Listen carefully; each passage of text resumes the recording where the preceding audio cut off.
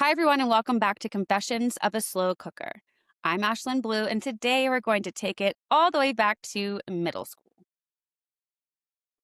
I met Jennifer Newell at our dance studio when we were on the competition squads together. We both went to Belmont after high school, ended up living together for a few years. She met her husband, Justin, when he was our guide going down the Ocoee for my 22nd birthday. You're welcome. She's been my best friend for over 20 years.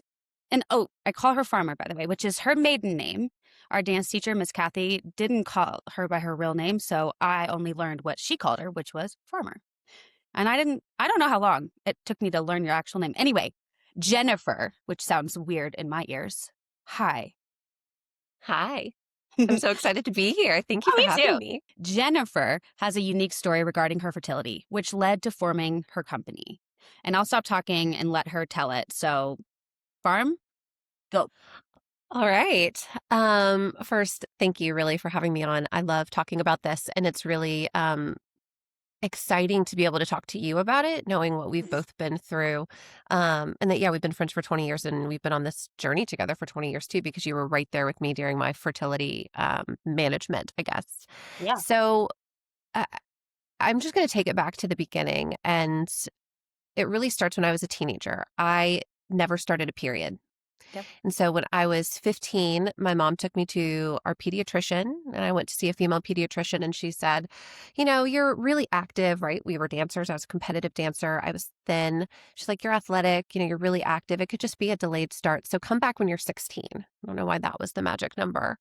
So like most teenagers and busy parents, we waited until I was 17, and I went Yep. to see my mom's OBGYN. And it was a simple blood test, Uh-huh. nothing invasive from the jump. And I was diagnosed with what's called primary ovarian insufficiency. At the time, it was called premature ovarian failure, which Okay. basically means my ovaries don't work. Something happened along the way of my development, and my ovaries don't function. I feel like Um, the former term was more explanatory. I Premature. agree. Like the The second one's reason, hard yeah, to understand. Anyway, it is. continue. It's hard to understand, and the reason that I've read the reason for the change was related to um, the name premature ovarian failure just sounds really dramatic, and That's true. it, That's true. it feels like overly catastrophized, Yeah. which I don't know, and it's different for different women, right? It's really uncommon for a woman to have premature ovarian failure as early as I did. Yeah. So it's often a term used for women who aren't considered perimenopausal, maybe before the age of 35 or around the age of 35. That can still be considered primary ovarian insufficiency, meaning your ovaries aren't functioning as well as they should for a person of your age, but we're not calling it perimenopause yet. Right. So there's like a pre-peri. Right. Yeah. It's like hey, something has happened here. And sometimes there's a known cause for it, Yeah. right? There's Yeah. something has happened in the body and for me, we don't know. I did genetic testing. I've done other tests that are available. The best thing that I've been told is like it's likely autoimmune and your body attacked your ovaries and your Mm. ovaries don't function. And And so, if I can say the way it showed up for me, not in my body, but like as yeah. your friend, and you know this because you were like, we were on the same dance team for years, and I remember being like, she seems really lazy when we first met. And it was because you were having all these body things that people don't get until years and years later. And I remember when you first told me about what was actually going on, I don't even remember when this was, but I was Yeah. like, whoops. I considered her lazy, but her body was like rejecting what should be happening during puberty years. So I'm sorry. So no problem. My first year as a Cadillac, so that's the highest level Yeah. of the dance team Don't that ask us, that we people. had. Yeah. So anyway, once I got on that team, like the senior team, I was my first year there, I was a junior in high school. That was the year that I started taking hormone replacement therapy. I was diagnosed in October. I was sent to, a reproductive endocrinologist. a specialist who could care for my hormones. And I started taking a combo pill. It was called Premarin was the estradiol and Provera was the progesterone. It was terrible. It was awful. It's no longer recommended to be in use. Okay. Um, What was and terrible about so it? the side effects. So the Okay. side effects for me were severe mood swings, specifically quick to anger. I found myself just being angry all the time, tired, bloated. It changed my appetite. So I'm not going to say that I g- it didn't cause me to gain weight, but it changed my appetite preferences where I felt like I just was not getting enough food. Mhm. So, and then the bloating associated with it, I think I jumped, about a size or two. I was still pretty small. I was really small before, but I Yeah, jumped a you're really size or small. two. I don't remember And this. Like, I never thought, that "Oh, led she's to bloated." yeah, well, that led to some other future issues that I had, other dance related issues. And so there was just a series of like traumatic things happening, but it's all the stuff that you don't talk about, right? It's really hush hush. So it's not like, hey, so and so, I wasn't sick per se, but I was on these meds for 6 months. I Mhm. had all of these negative experiences associated with the meds, and then I took myself off of them. I was like, I'm not doing this. This is not Yeah. helpful. I'm not my relationships are being negatively impacted by this. My overall just sense of kind of feeling is not good. It's not what I'm just going to take myself off of it. Not Yeah. only that, but I was also engaging with a healthcare system that did not know how to serve me as a young woman who could not become pregnant or had no focus on pregnancy. And so I had several, appointments with a specialist. I had to wait 2.5 to 3 hours in the waiting room before she would even pull me in for my appointment. And she didn't remember me, right? She had I would Oh, go in and she just, I'd get maybe 5 minutes with her and she'd be like, okay, so what are we seeing you today for? I'm like, I've seen you 3 times already and you still don't know yeah. who I am. Now you'd Yeah. be like you'd probably say something or, like, change doctors because you know. But Right. when you're in high school and you're dealing with something like that, Hmm. that's an adult, you're a child. Yeah.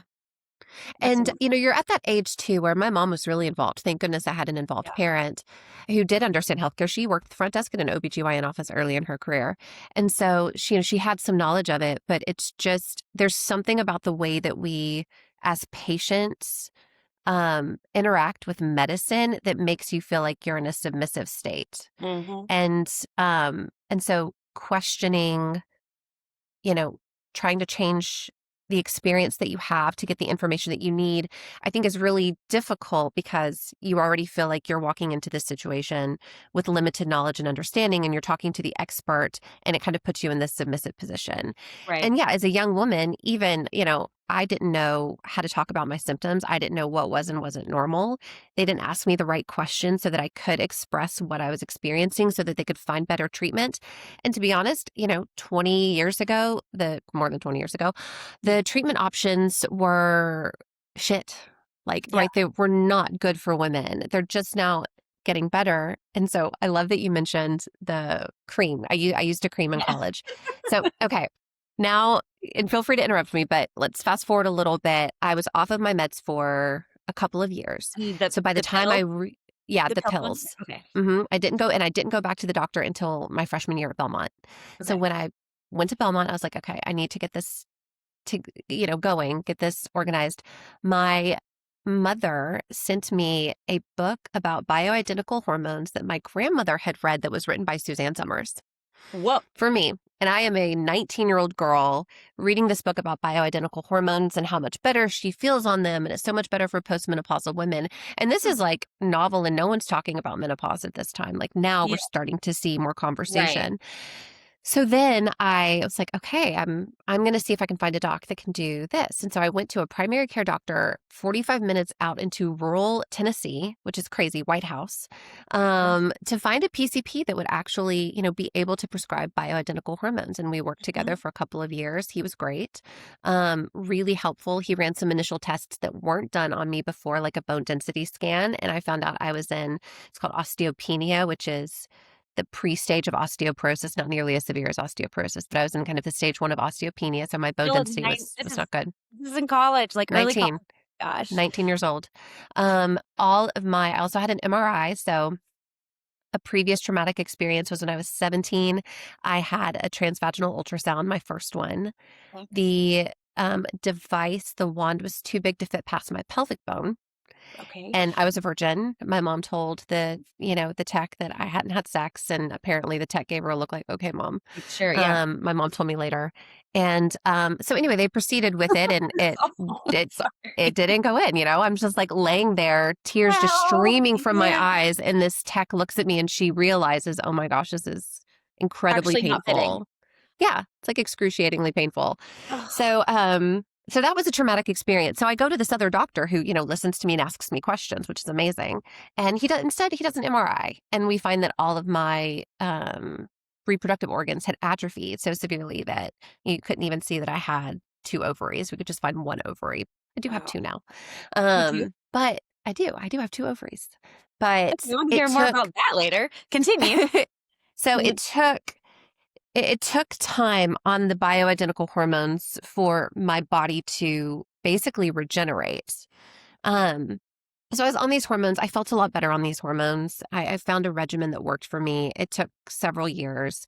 It took actually on these hormones. I think I was 22 when I had my first bleed, I remember even this. though, I yeah, think we were right? at Longhorn when you told me. Yes, We were I at believe Longhorn it. Because we were working at Longhorn together. And I'm like, oh, what's happening? What's going on here? Welcome to the And club. right. And so it's like everything had regenerated enough, like my organs had, come back from the Mhm. brink, and I didn't have a functioning reproductive system, right? If I got off the meds, it wasn't a period in the sense like I didn't ovulate. Right. So I didn't ovulate. I didn't have a typical menstrual cycle. All of it was just being produced by the hormones, but I did have enough of a uterus to develop a lining to be able to shed, which is of course a period. Right. Um, so yeah, so that's kind of the progression there. And I've been, I was managing that for 20 years. Um, and of course that led to one of the things that I haven't said yet is, right, if your ovaries don't work and you don't ovulate, you don't become pregnant. You are infertile, right? And so I knew that I was not going to have biological kids unless I could carry a baby. I could use egg donors and I could have in vitro. That was an option. Um, but I would not be able to I didn't have any eggs, right? My eggs did not survive the ovarian failure. So, Right. because I didn't Right. have the environment to be able And that's to not survive something you that. can regenerate, right? Right. Yeah, I'm a exactly. doctor, but I feel like every single thing they've said is like you come with the amount you're gonna have, like when you're Right. born, So right? you're born with all of the eggs that you're going to have for the rest of your life. One of the challenges that I faced was I still had eggs. I still have follicles. So it's a follicle before it matures. I had follicles. You could see them in my ovaries. You could see them with an ultrasound. And, I saw several fertility specialists. And when I would tell them, like, hey, heads up, I do have follicles. And they would be like, really? And they would give me such a surprised look, like I thought they'd all be gone. Yeah. And then like, no, they're not. They're still there. They're not healthy enough to be able to, and I haven't had them tested. I probably could. That's a conversation we can have a little bit later. But I think what was really interesting to me is I knew before the diagnosis I would not be able to have biological kids. I think I was probably 13, 14 when I realized like Really? something's wrong here. Something's Yeah. wrong. And my brother, my brother's a year older than me. I was 14, so he would have been 15-ish. And it was before I was diagnosed. And I remember him asking me, do you think you're going to be able to have kids? And I Wow. said, no. I said, no. He asked that, like that he would have, the understanding Yeah. to be able to ask that question. And that I would also have the immediate response of, no, I don't. It's just kind of like, And it's part of the did you story of how'd this. you feel about that then? Like, was it matter of fact at that point, or was it something you had to like really process? It was a matter of fact. Yeah, Maybe because more of I a had matter of lived with fact. that for a while. You kind of always Yeah. have, and so that Yeah. does not surprise me. But Yeah, I that's true. imagine someone else may have had a different um, response, or grieving period of that. Right. I think part of it, I'm grateful that I knew so young because it's helped me eh, eh, develop plans for life and thoughts about life. So I didn't feel the disappointment that I think a lot of women do when they feel hopeful that they're going to have Well, this you not even opportunity in the hopeful, future. you know that you're Yeah. going to. Right. And so I, kind of always looked at marriage and family building a little bit, I think, differently as a result of knowing so young that I wasn't going to be able to have biological kids. Mm, Um, but yeah. So it's been gosh. interesting. Yeah.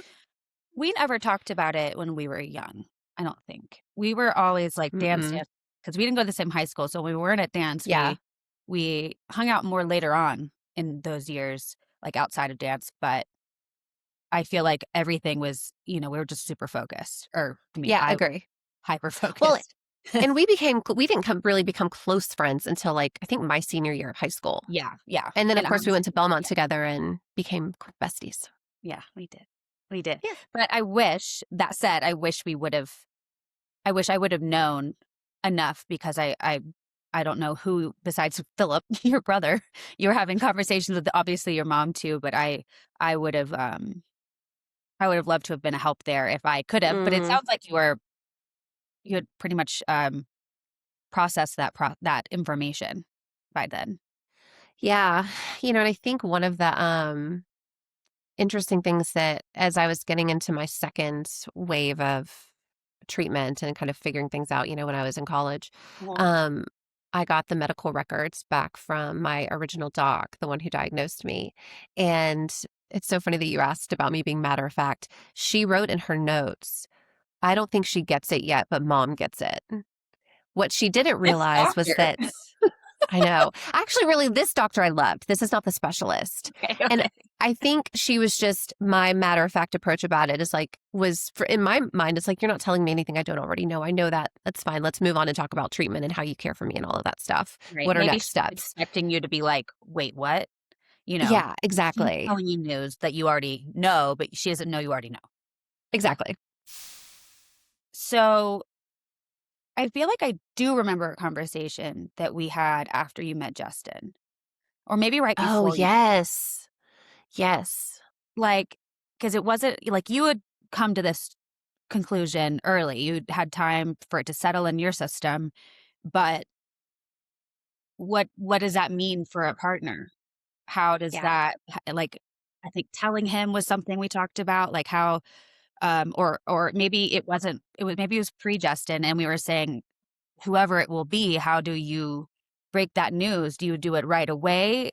I mean, you kinda have to if it's something that's you don't have to necessarily say it on your first date, but it's important because you don't Oh, know how yeah. they feel about the idea that you've had all these years to, like, come to Right. terms.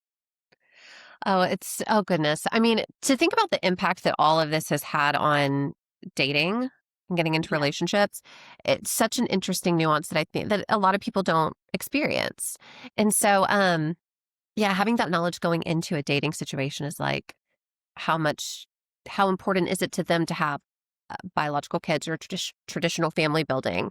yeah, And so, I think whenever you have that in the back of your mind, you're always trying to put little feelers out to try to test, yeah. engage, if they would be receptive to it. And that's just weird, right? Because then it feels like it's not a natural, interaction. Or do you And so, how soon do you do it to where they won't be like, right. "Oh, Don't talk we about kids just" right now. yeah, like, Yeah. we're not But getting it's married always in the back yet. of your mind, right? As the Mhm, infertile person, it's always there. mhm. And so, I think when I met Justin, I mean, falling in love with Justin was so easy, right? It's just the easiest thing I've ever done. Um, and I do remember, I think we had been together. I don't know. I was still working at Longhorn. It was a summer, so probably not quite a year, but close, maybe 8 or 9 months. I remember a table coming in, and this little boy was so freaking cute. He was like 18 months to 2 years old, brown hair, brown eyes. He looked like a little mini Justin. Oh, And he was so precious, and I cried because I was like, we're not going to do that. oh We're my not going to get gosh. that. Oh, And that was, and and I think that's the interesting thing about infertility, especially, and I'm not going to say especially, but for me, having a really long experience with it is it's like grief. The waves come at weird yeah, times and you don't expect it. And right when you think you're fine with it, it's like, oh, well, maybe I'm not fine with it. Maybe this is, you know, maybe I do want this, even though you're like, okay, no, I've settled. I'm into my like joy filled phase, very happy being child free, or maybe we can adopt, or we can do this, or we can do that. But yeah, that was one of the first instances that I had where I actually was sad about not being able to have biological And kids. had he been told at this point or no? Yeah, he knew. Yeah, he knew. And how did that conversation? I don't think we ever talked about this necessarily, but if we did, I don't remember it. Yeah. I obviously know he's all right because you guys have been married for how long now? Forever? 17 years this year. Yeah, crazy. Um, and I Shouldn't forget that. uh, Like what? yeah, because you guys were doing your 10th during our wedding, and we're gonna be 7 years in May. Okay. Yeah, that's easy. Plus Yeah. 10. Okay. Yeah. How did that conversation go? Obviously well enough for you guys to Yeah. get married, stay married, Yeah. and be the most delightful couple ever. Um, and something I really aspired to when I was in my post-divorce time. I was like, that's what I want. I want their relationship. I want my mom and dad's relationship. I want Maddie and Jordan's relationship. But like you guys were, well, and we'll just go ahead and tell everyone, we refer to me as their love child. I'm not, but I mean, obviously, Yeah. but Yeah. um, I've always You might loved as y'all. well be. And so anyway, how did that go, if you recall? Yeah. I remember he was immediately on board with the prospect of adoption, and Okay. that we were both really comfortable. It's something he had thought a lot about. He definitely wanted to adopt, and I think he was quickly okay with, okay, that if that's the only path we do, that's fine. Yeah. And at least he made me feel that way.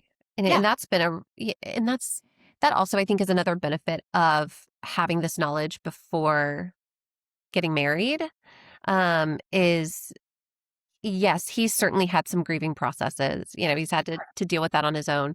But for us to be able to have those conversations From really the get. early on, exactly. Like we know this is going to be a challenge. Like Mhm. here are the different ways we can build a family if we do decide to have children. And just to go ahead and for the record, we don't have any children. I can talk a little bit about that process. Yeah. Um, but if we're going to have children, these are the different ways that we can do that. And I think for him, especially knowing how his mind works now, having those options laid out early on was just very much like okay, we know what the plan is and we can figure that out when we get there. Yeah. Yeah, I knew early on that he was open to adopting as a way to grow a family.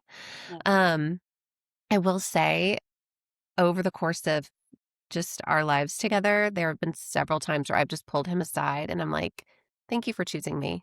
Because he Mm. did. He chose me over the very likelihood or possible scenario that he was going to have biological kids. Yeah. That he, I know obviously, I chose you. So I'm not like, good for you, Justin. I'm just glad he could see it. I'm just proud of thank him you. for noticing so soon that something so big was not Yeah. worth, yeah, moving on and like not trying to get too in love with you. Right. Once you But go farmer, you never go back. that's true. Love you. Love Well, you. but I do think, it's recognizing the sacrifice. Yes, it's a grieving process. It's a sacrifice for, both couples, depending on or both individuals in a couple, what they decide to ultimately do. Yeah. But yeah, that's a sacrifice for him to be able to be with me and not have, this family that he might have also dreamt of having. Yeah. Um, and a lot of guys do. A lot of men, when they're boys and they're growing up and they think about what they want in their future life, that includes kids for them too. And they're grieving in the infertility journeys with their partners and need some support around them as well. You had mentioned, though, that you could be a carrier. So it might be his kid, but maybe not yours, right? Like that Right. was a Right. potential thing that I don't know when you Exactly. considered this, um, Yeah. but that would have, but it wouldn't be, it wouldn't be just, it wouldn't be both of yours. It would have to be just Right. some of them. And I actually Yeah. have a friend right now who eventually she just found out it's going to be a girl, but it's not her egg. It's her husband's egg though. And they literally just found out like 2 days ago that it was going to be a girl. So they're in that process, which is another option at some point. So anyway, continue. Yeah. Mm. So that's really fascinating. So to talk a little bit about our decision-making process when it came to, are we going to have children? What does this look like? Yeah. We met with a fertility specialist. Actually, where we live in San Antonio, we met with one in Austin. That was recommended to us. Really, really liked him. He's one of the ones that, oh gosh, Ash, let me tell you this story first because it's so Okay. funny. So Justin's going with me to this consult, and we knew it's just, let's just explore options. At the time, I think I was like 27. We had just moved to San Antonio. And we're like, let's explore some options. Let's just go figure out so that when we're ready, we can know what we're going to do. So on our way up, I'm talking to Justin and I'm like, getting ready to tease him because he had just talked to a friend. We had a friend, she was pregnant. The husband was talking to Justin and he was talking about how big the ultrasound bond is. He's like, how does that thing fit in there? And I'm like, bro, don't even. I mean, seriously, you should feel a little insecure about the wand. The wand's big. So Justin has this in his mind and I know he does. I know he's thinking about it. So I was like, hey, babe, I just want to let you know, I want to prepare you that they might want to do an ultrasound when we're there. And so you'll be there and, it's fine. It's no big deal. I've had several at this point. And, but, I just remember so-and-so was telling you about that. So I wanted you to be prepared for this experience. And then I think I also told him, they might also have you go in a cup. I don't know what's going to happen Yeah. here. I am lying to him because I just want to make him a little nervous. I want to see him squirm a bit. And so I knew it was just going to be a conversation. So by the time we got there, I'm like, babe, I'm joking. I tell him, I'm joking. They're not going to do an ultrasound. They're not going to have you do that. This is just a conversation. We get in there. I'm talking to the doc. He's a really interesting character. I tell him like, hey, I've got follicles. I have premature ovarian failure, but I have follicles and this is what my stuff looks like. And he's like, really? He's like, can I Can look? I see? Yes. He asks me, can he see? He has an ultrasound room next door. So what happens? I go in there, strip down, get the ultrasound. Justin's there. He sees the whole thing. And I'm like, hey, babe. Maybe I wasn't lying at all. I know. It was amazing. I loved it. No, anyway. It was so fun. So Okay. what did they say? So we explored that option. Yes, I knew from the jump that I would be able to carry a baby. I have a uterus, it's perfectly normal and healthy. I mean, now post, hormones, but so we could have used Justin's sperm and then an egg donor and I could have carried. And that was a possibility we looked at through in vitro. And we talked to this doc and we, were going back and forth thinking, okay, this might be the best option for us. And then it was just a couple weeks later, we had been thinking about it. We're both faithful people. We've been praying a lot about it. We went to our church service and it was kind of a special church service. And they had an organization there that helped support adoptions. They had just started a new ministry to help families in the church adopt. And so we're seeing this, we're getting introduced to these people, praying about it, and just really felt like this is the path we need to take. This is the right path for us.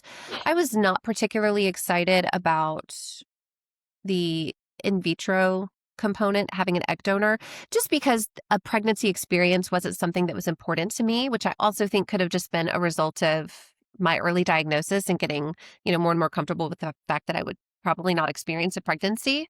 So that wasn't necessarily something that I personally really desired. So we were open to numerous ways to think about, having a family. And ultimately, Justin it wasn't important to him to have a biological child either. It just, for both of us, for whatever reason, that just wasn't something that we prioritized. I understand that some people do, and that's great. So for us, we're like, okay, let's look at adoption. We started working with this group. We ended up pursuing an adoption out of Nicaragua. We were in the adoption process for 2 years. We had done the home study. I wrote recommendations. You wrote us a reference letter. A reference, Recommendation reference. Character letter. And so we had everything ready to submit to the country, our dossier, as they call it when they have this is the family that wants to adopt. We chose Nicaragua for a number of reasons. We have my brother-in-law, my husband's sister's husband, is from Nicaragua. We had at this point, I think, a nephew and a niece.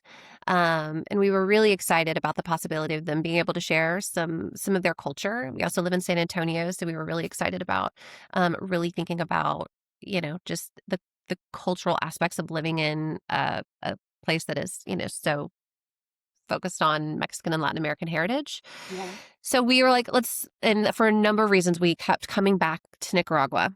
Uh, Correct me if I'm wrong. I feel like you said you started dreaming of a child that looked not like you.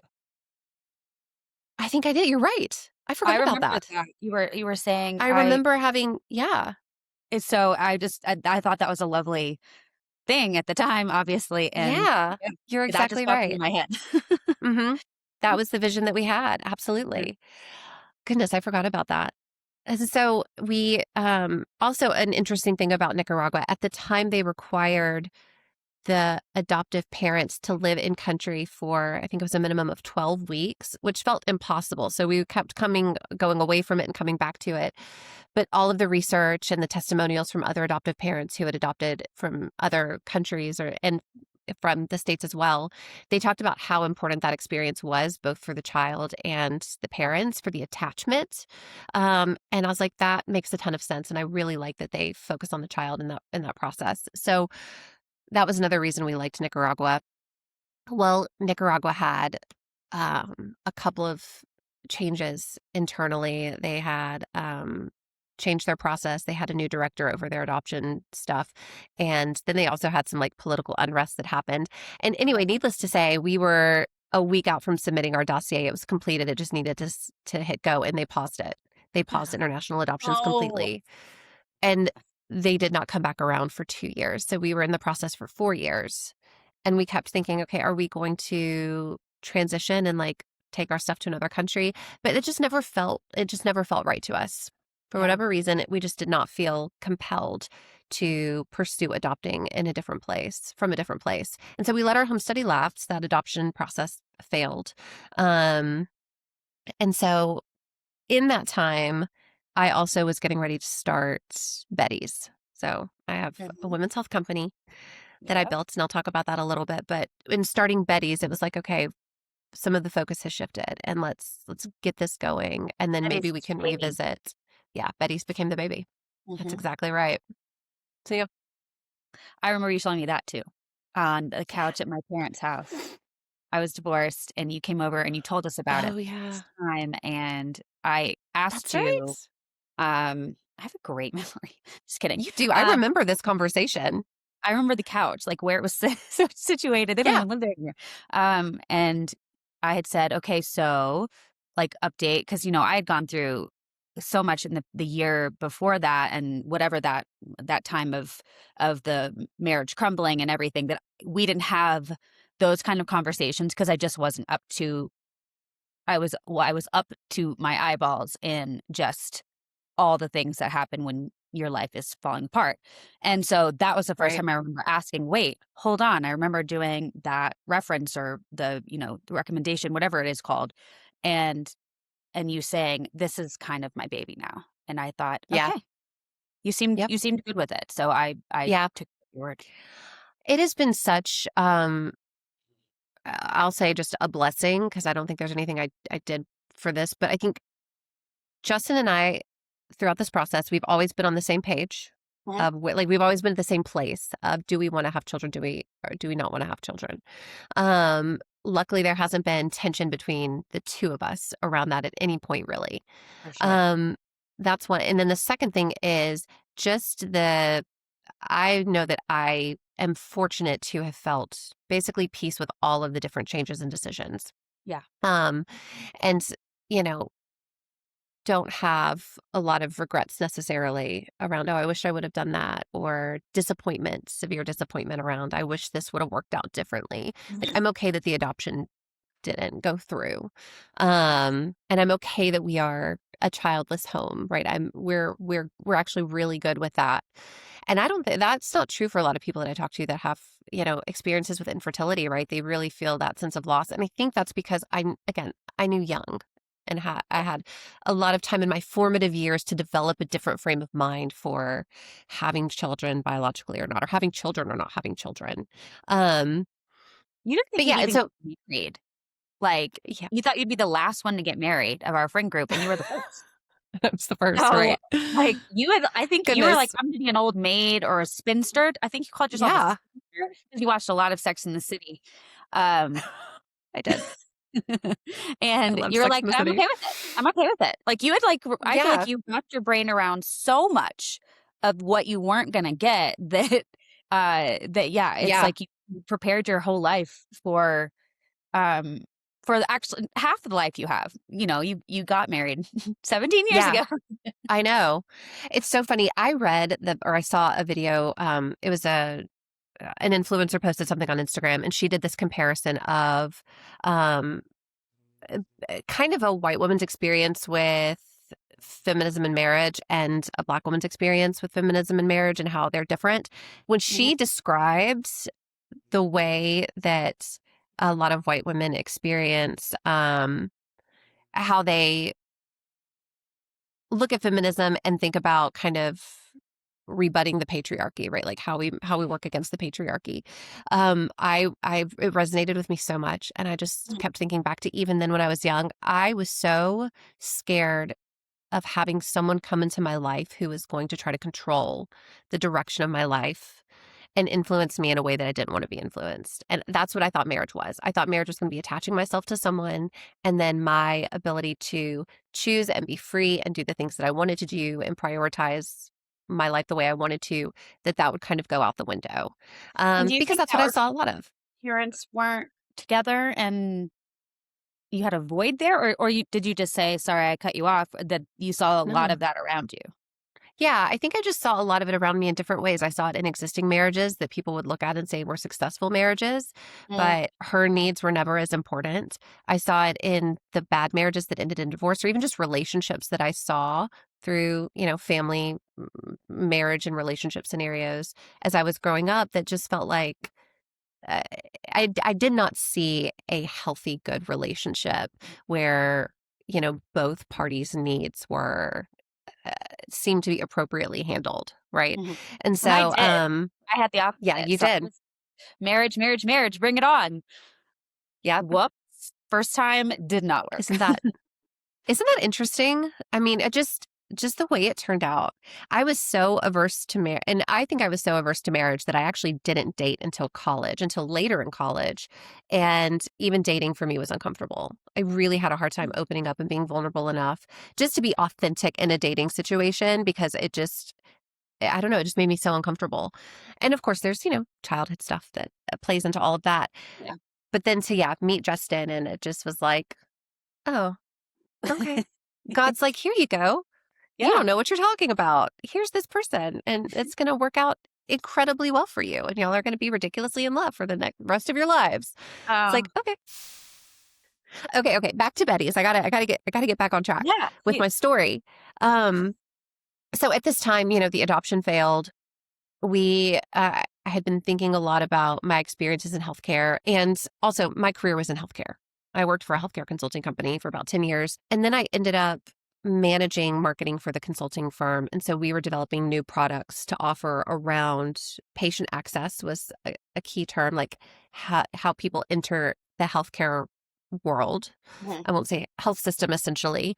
And then also patient experience. What is their experience like, and how do we pull from different industries to create a better experience for them? And I just kept going back to my experiences as a young woman, right? Going and waiting for 3 hours to see the doc Yeah. for 5 minutes who didn't know me. And I got passed around, and there was no conversation or understanding or really consideration for me as the person who was actually being treated. And I looked at women's health care. I did a bunch of research and found that, A, women's health hadn't changed in the past 20 years. And B, we don't have a mechanism to transition our girls from pediatrics into women's health care. Mhm. There's no handoff. There's no place for women in this kind of transitional age to go and get care. And they desperately need care, right? The first period is on average at the age of 12, like 11 and a Right. half now. So 11-year-olds. And we are really not caring for them as it relates to their reproductive system until they're in their 20s and they Yeah. start thinking about fertility, right? And as a person who, again, can't become pregnant, but is a high utilizer of women's health care, my whole message and my whole thinking was we really need to look at women's healthcare outside of pregnancy. Like take some of the focus on pregnancy because that's a message that we give to a lot of to women really is that women's health is only if you want to prevent, achieve, or manage a pregnancy. And if Right. you're not doing those things, you don't need to go get women's health care, which then if you live in the Bible Belt like we did, I'm in Texas, we're from Tennessee, it's like, well, then you don't need women's health care unless you're sexually active. And then there's a lot of stigma around anyone who is unmarried and in her teens and 20s who is sexually active. Yep. And that's frustrating because, again, that does not, your sexual activity does not determine if you have endometriosis, if you have polycystic ovary syndrome, if you have premature dysphoric disorder, if you have primary ovarian insufficiency, if you have all of these other things, if you have really painful periods and heavy periods that can be addressed. Maybe it's not an underlying condition that we've defined, but you have problems that we can actually help with. Right. That has nothing to do with sexual activity. And Yeah. so I wanted to create a place that was uniquely designed for women in this stage of life, that from period until pregnancy or until pregnancy planning and real family planning is needed. And so that's Betty's. So I decided to build Betty's. Betty's. I love the concept of Betty's from the moment you told me about it because it did, and I loved that you had your personal journey to fall back on, to think about it. You had to like, Yeah. everything's, like, converging at the right in the right way. You have Mm-hmm. your own experience when you were young and thinking, "Okay, no, you didn't start your period, but that's enough reason to go to Yeah. that person, to go to that what whoever would be, handoff. Okay, you're not starting. Let's talk. Let's figure that out." It Right. shouldn't be. I feel like it. There are so many things that we like before you well, you might not know this because you haven't had a child yet in the hospital, but one of the things that you have to have is the name of your pediatrician before you Oh, leave the right. your child. Like they go ahead and make you choose that, and you have to contact them and all these things. So you have to have that handoff from the hospital to the pediatrician.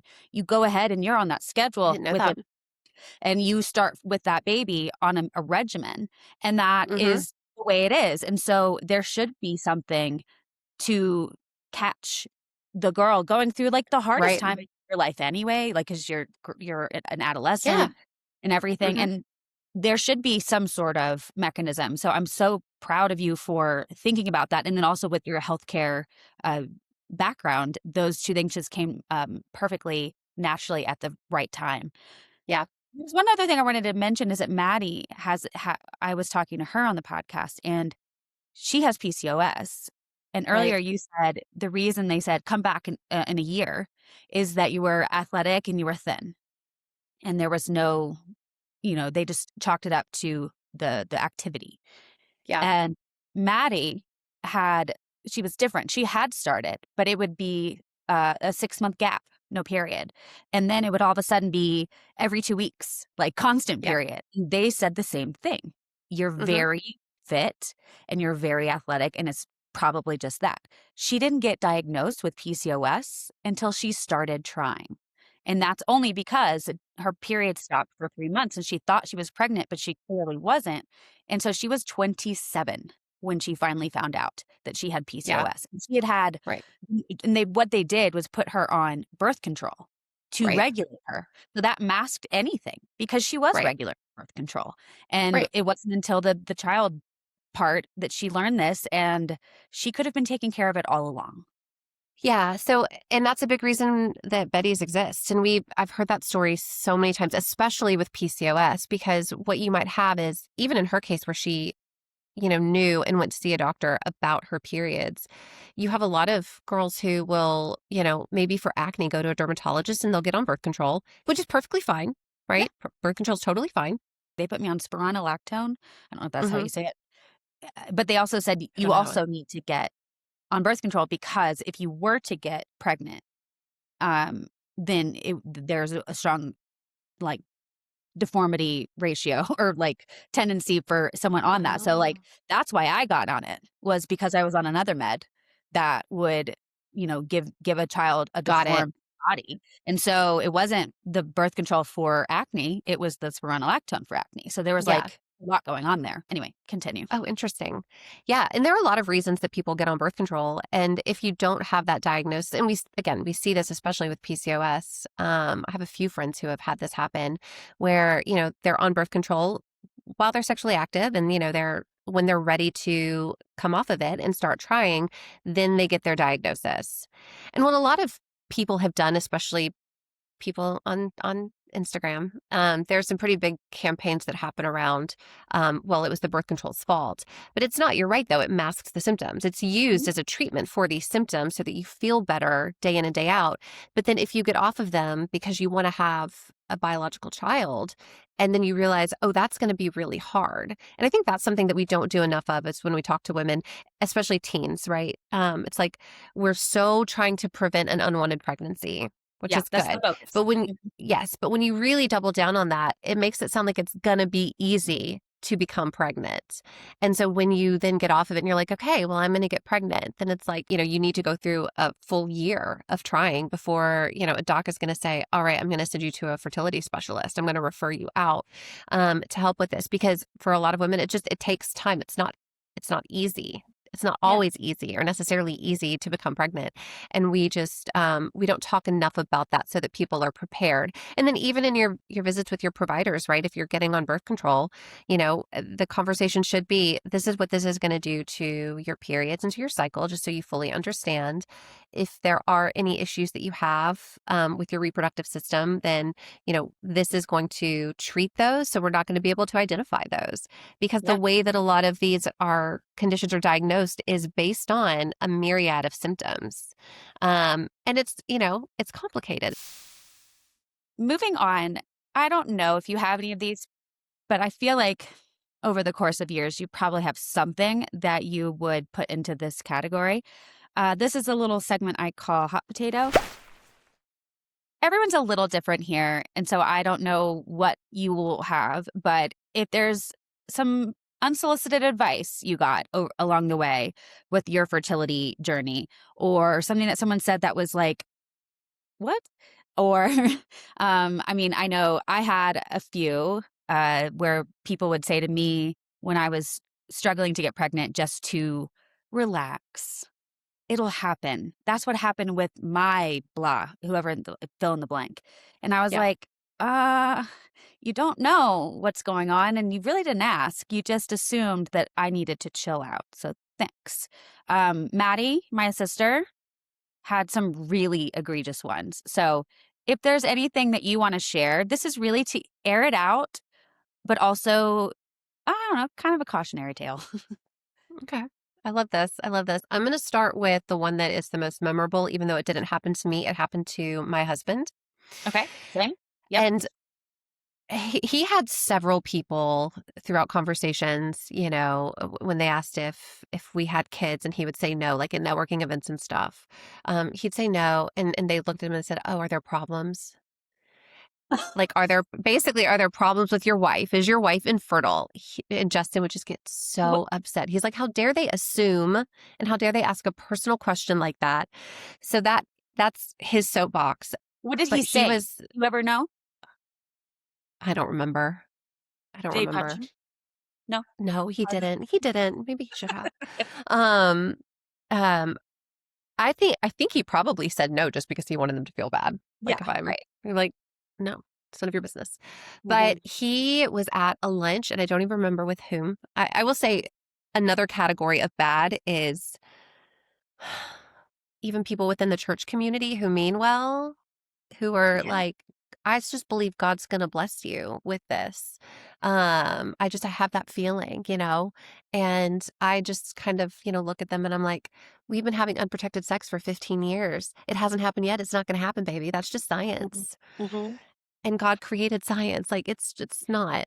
And Yeah. so, although I have something else about that.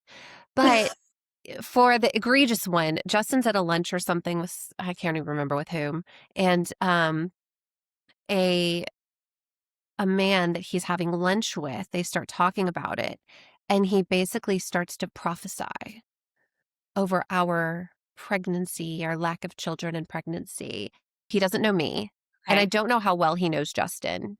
I Okay. don't know if it's someone that he worked with, not well. They're not a friend, right? Right. And so Right. it would be, I can't remember if it was somebody from the church that he was meeting with randomly or if it was someone in his network, his professional network that they were meeting and had also talked about being Christians.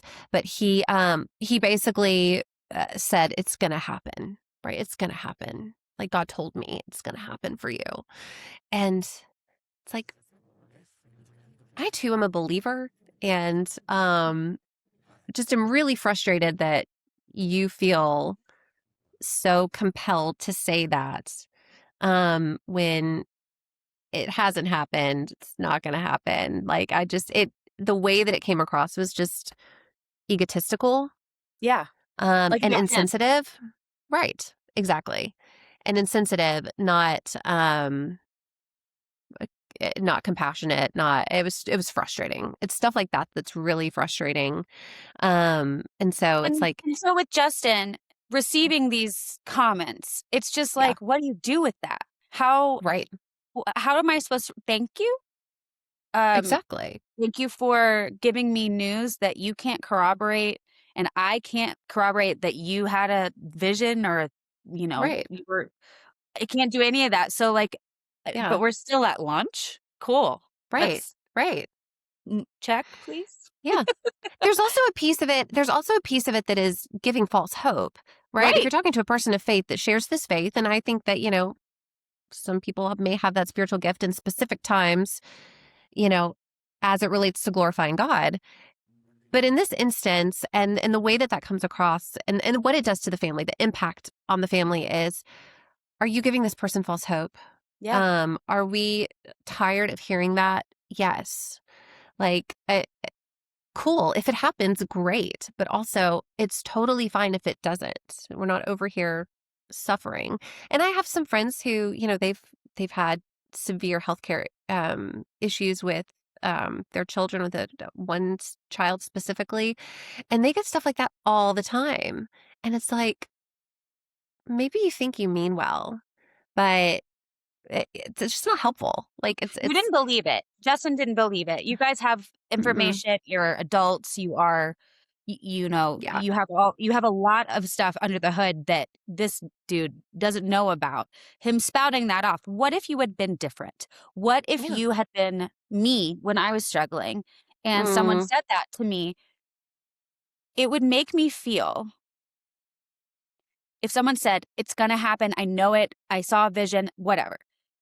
In those really, really tough moments when I thought maybe this isn't something that God wants for me, hearing that when I was on shaky ground, hmm, I would have felt A, like a bad person for not believing someone who's also a believer. Like I would have felt that like weird, right, uh, like you must believe him because if you don't, then maybe you're not believing in God. Like I would have felt so right, conflicted. Um, and then what if you 100% believe this guy just based on you need the hope. There's like a hole that needs to be filled by hope, and this is the guy who gives it to you. right, What do you do with that when it doesn't work out? right. That's insane. It's tough. It's tough because we were a little bit in that place of we were okay with not having children. Yeah. We had, kind of come to terms with that. But, there is that little bit of hope never goes away. It's always there. The what if is always there. I took a pregnancy test 6 months ago. Really? Because, yeah, I have done that throughout. I mean, just throughout my adult life of just like, oh, these symptoms are a little weird. It's never a Yeah. complete, like for me, I don't have a 100% guarantee that I won't get pregnant. So there's Mhm. always that teeny tiny kernel of hope. And when someone stokes that fire, it, it, it creates, it just, it's almost like it brings back the grief, right? Then you go through that same process, that same cycle of grief that you did before, where it's like, oh, well, maybe it could. Do I want it to? Do you get hopeful that it's going to be a yes? Like I've taken pregnancy tests that I hoped were positive. Yeah. The last one that I took, I was really hoping it was negative. I was like, please, I can't. I just have too much on my plate. I don't want to be pregnant. Yeah. But it's just,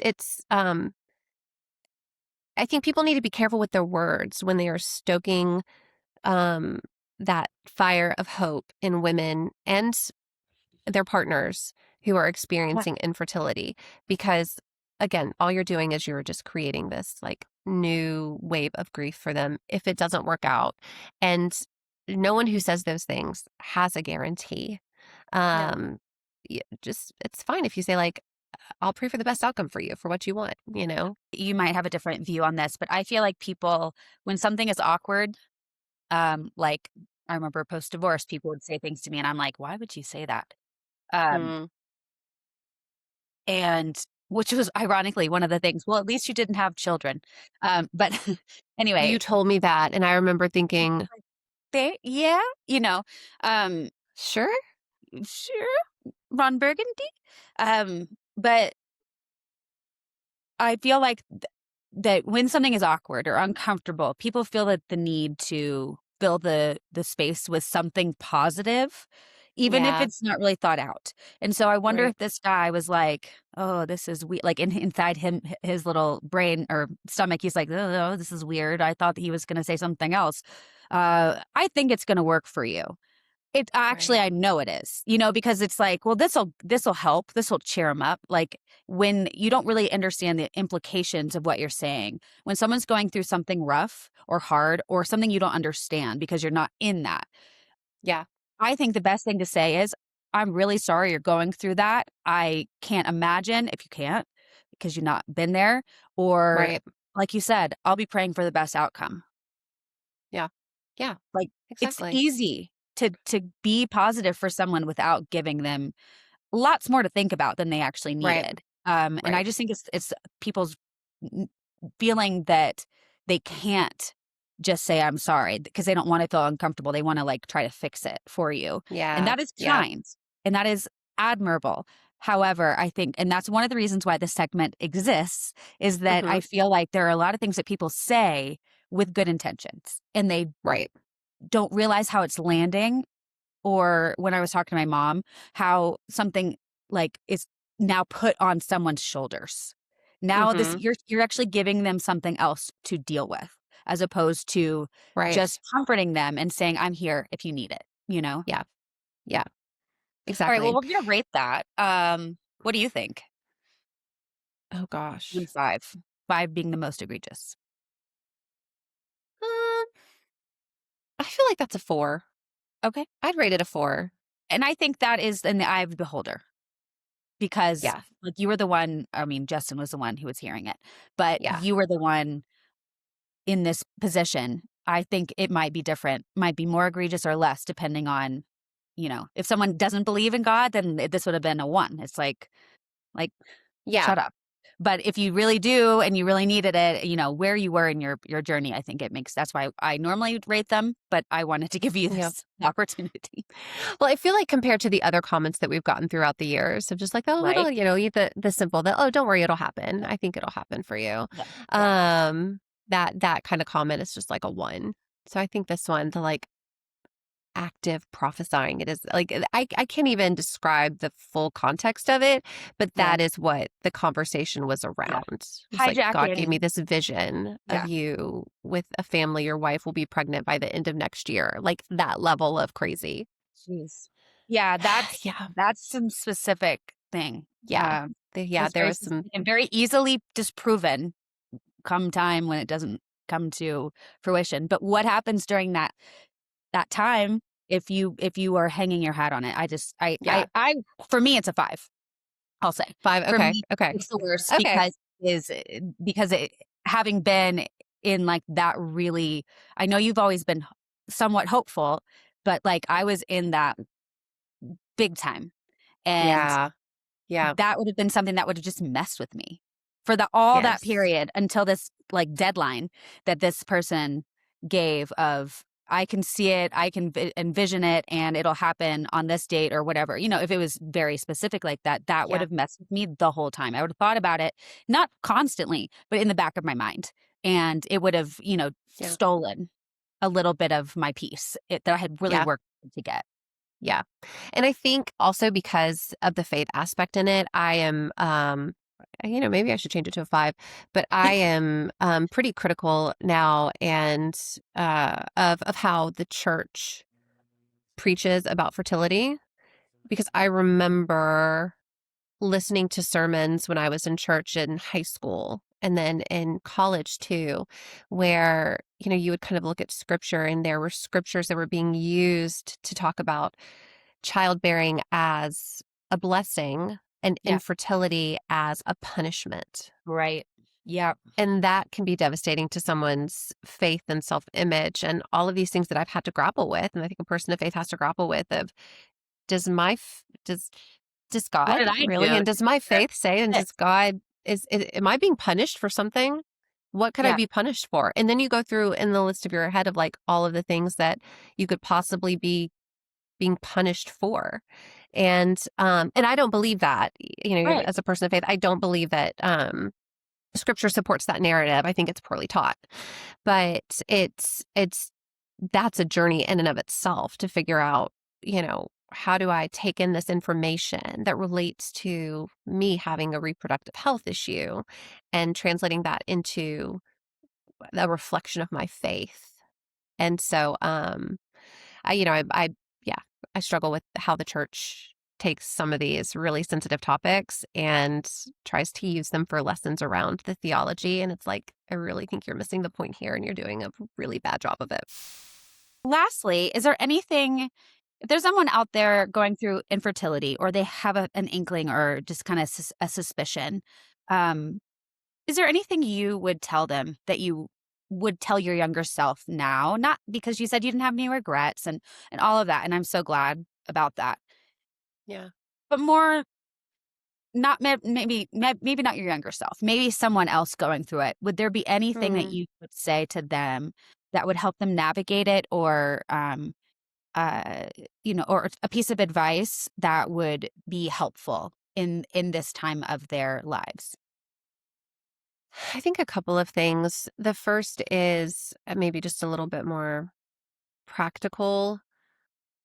Try your best to maintain a posture that, as a patient engaging with healthcare, you are the one in control. It is You're the advocate, be your own advocate. be your own advocate. You're the responsible party. If you don't, you know, jibe with the doc, go find a new one. Yeah. If your insurance isn't covering something, call them. Be active. Be an active participant in leading how your healthcare is managed, because the healthcare system actually puts that pressure on the patient. But again, because the patient is often seems to be in a submissive role because the insurance tells them what they can do. The doctor tells them what they can and can't do. You feel like you don't have control, but you have a lot more influence and control than what you're led to believe. So Mhm. make those phone calls, do those follow-ups, be very, very active in how your healthcare is being managed. And that goes for anything. It really Yeah. goes for anything. But it's the healthcare system is so um, segmented and siloed that, you know, you are the only one that's able to look at everything. And so anyway, I would say that from just a practical perspective, be Yeah. ready. Like be Yeah. ready to be an active leader in your healthcare management.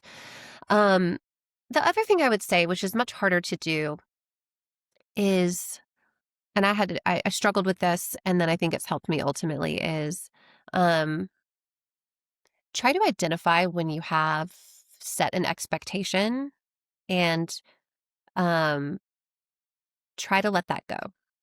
Okay. Try to let go of the expectations that you've set for yourself of how your family might come to be, of how a process is going to go. And it takes some self-awareness to say, I'm thinking it's going to be about this time. You can be hopeful, you can get information, but I think there's one thing of having having a hope around it, and then actually it implanting in your brain as an expectation, because when you have unmet expectations, that leads to disappointment. Yeah. If you can let that go and it's just there floating as a possibility, it's Mhm. possible it will go this way. I feel like as you navigate that and that doesn't, you don't achieve that milestone, then you can better let it go, and kind of move on and figure out to problem solve and figure out what you need to do next. Yeah. Doesn't So, have as yeah. many, I like the idea of floating. where it's Yeah. not tethered. It's not like Right. every piece is tethered to everything. It's able to kind of go along with the other things in your life, and therefore, yeah, the Yes. impact isn't so severe Hmm. when or if it doesn't come to fruition. Right. I mean, you know me from I I know. had a plan for everything, and not one thing went right or accordingly. It went right. Yeah. It just didn't go right in my head, Right. and It didn't go according to plan.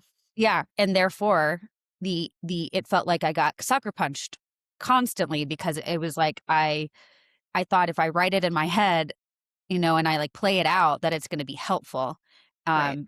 not for visualization reasons or anything like that, but, like, I just have a great imagination, and I like to think about those kinda things in the future, and it turns out it gave me a lot more pain than it had to. Yeah. I feel like it's a practice, and it may be, the way to practice that would be to talk to somebody, who Yeah. understands that you're needing to let go of that. Like, you would be one of those people for me. You've always been that person for me, and, like, you challenge. Like, I trust you enough with my deepest, darkest stuff Hmm.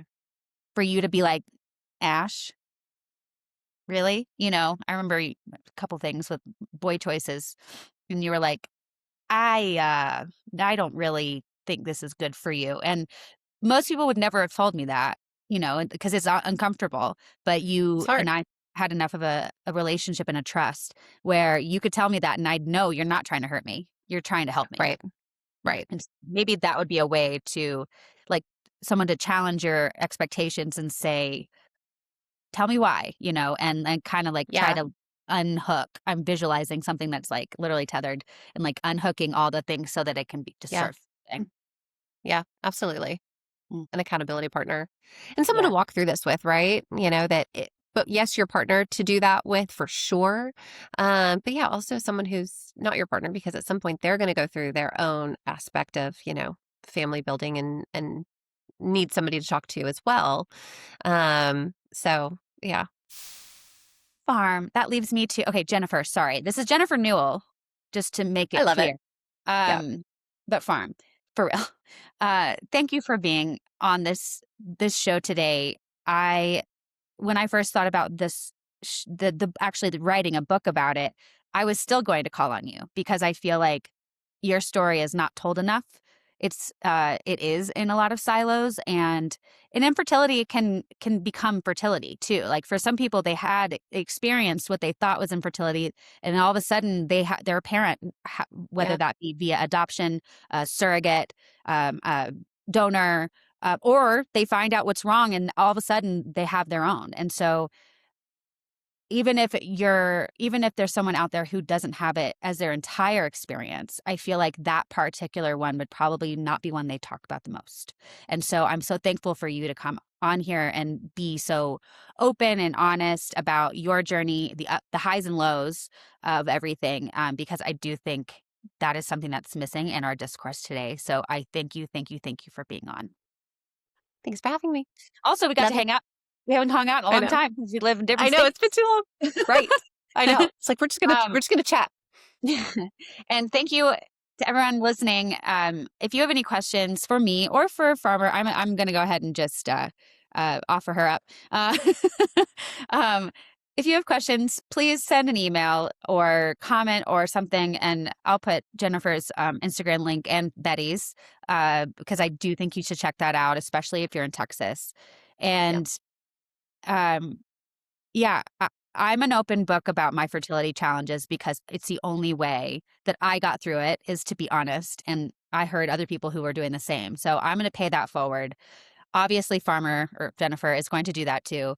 And so if you have any questions or comments, leave them. We want to hear from you. And Yeah. I so thank you for spending this time with us today. And until next time, take care.